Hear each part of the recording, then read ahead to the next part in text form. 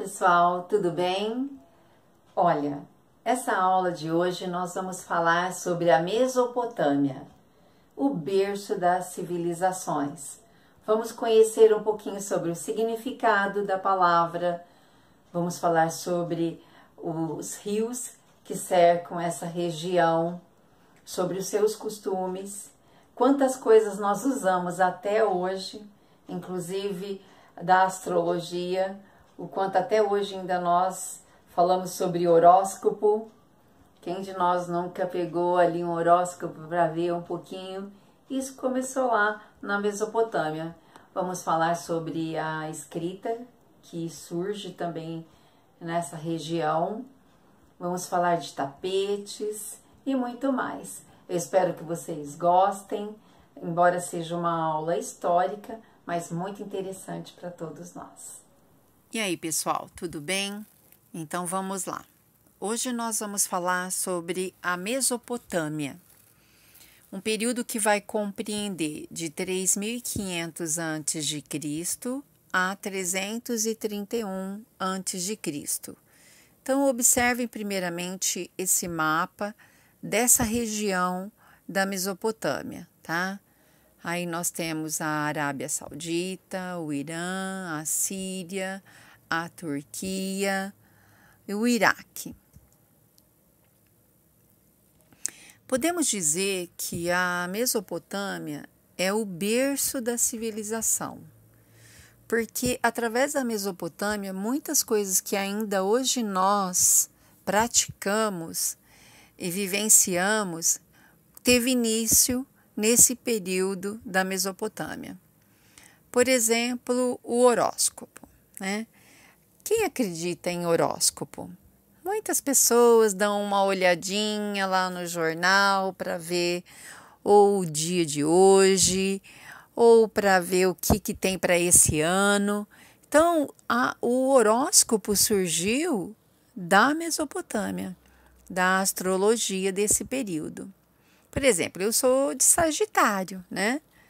Então, tem pessoas que têm costume, às vezes, de dar uma olhadinha para ver se combina um signo com o outro. Então, esses astros, eles vão surgir desse período aí da Mesopotâmia. Mas o que quer dizer Mesopotâmia? Significa uma região entre rios, entre o rio Eufrates e Tigre, ali no Oriente Médio. E no grego, meso significa meio e potamos, rios. Então, por isso, entre rios. Como nós vimos aqui nessa primeira imagem, então era uma região entre os rios Tigre e Eufrates. Essa era a região da Mesopotâmia. Então, os sumérios, eles vão invadir a Mesopotâmia e na região do sul, eles vão dominar os habitantes que já existiam naquele lugar. Acaba aquela vida nômade de ficar mudando de um lugar para o outro. Constrói-se as cidades-estados, novo modo de vida e um jeito de ser governado também diferente, passa a ter um próprio governo. E quem é um governador? O governador vai ser o rei sacerdote, né? O patesi, que agora eu vou dar um exemplo para vocês. Por exemplo, quem era esse governador? Quem era esse patesi?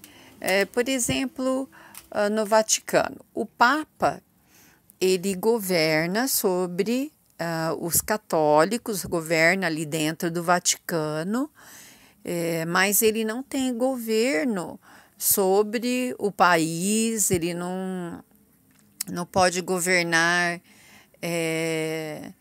nações, não, ele governa dentro do sistema católico ali no Vaticano.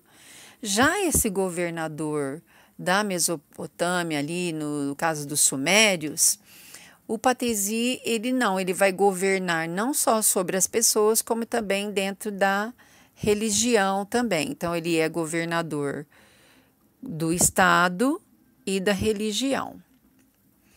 O que vai acontecer com os sumérios é que eles vão construir canais, eles vão construir diques e vão levar as águas dos rios Eufrates e Tigres para lugares aonde eles vão conseguir ter a produção agrícola. Ou seja, eles vão descobrir materiais para poder construir esses canais, esses diques, para poder desenvolver aquela região. Então, a Mesopotâmia, que antes não tinha essa produtividade agrícola, vai passar a ter. Mas como eles vão conseguir isso? Porque eles inventam o tijolo. Então, olha só, esse tijolo que nós usamos até hoje, quem inventou o tijolo foram os sumérios. Então, eles criam um tijolo de barro cozido pelo sol. E aí, com esses tijolos, o que eles vão fazer? Eles vão construir, eles vão registrar as quantidades, que até então eles também não tinham como registrar. Então quantas cabras, então quantos tijolos vamos precisar, quantos sacos de determinado alimento. Então eles vão utilizar essas placas de barro para escrever com cunha de madeira nelas a quantidade que eles têm. Então, a nossa escrita tem início aí. É chamada também de cuneiforme. Então, é a primeira escrita onde o homem vai começar a registrar quantidades sobre a construção. Eles vão usar esse material para a construção. Então, a nossa primeira escrita chama-se cuneiforme. E aí, o que vai acontecer com tudo isso nessa região? Vai haver uma prosperidade, vai atrair outros povos e também vão atrair invasores, né? E aí é onde vem os babilônicos. Então, nessa região também, o rei Hammurabi, ele começa uma construção em volta da Babilônia. E então esse rei ele vai criar um código. Então a gente precisa perguntar o que significa um código, né? É um conjunto de leis, como existe até hoje, Código Civil Brasileiro, Código Eleitoral. Então esse rei ele vai governar sobre a Babilônia e ele vai criar as leis desse lugar. Então aqui para vocês verem, né? Como que foi escrito, né, esse código e que eles deveriam cumprir. Então, foi o primeiro código social e político, chamado de Código de Hammurabi. E aí vão existir os povos mesopotâmios, que são os politeístas, ou seja, que acreditam em muitos deuses, e vão ter também os católicos, que são os monoteístas, que vão acreditar em um Deus apenas. Então, eles, com essa capacidade de construção, eles vão criar os jardins suspensos, então eles vão criar e construir a Torre de Babel, e vão ter toda aquela cidade babilônica, onde eles conseguem seus elevados jardins suspensos, mas com muito trabalho escravo também. Vai surgir aí em seguida os persas.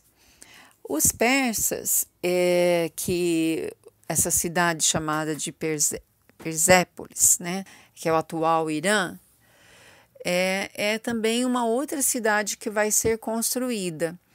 E o que vai ser forte deles? Eles vão ter os tapetes persas que a gente conhece e ouve falar até hoje.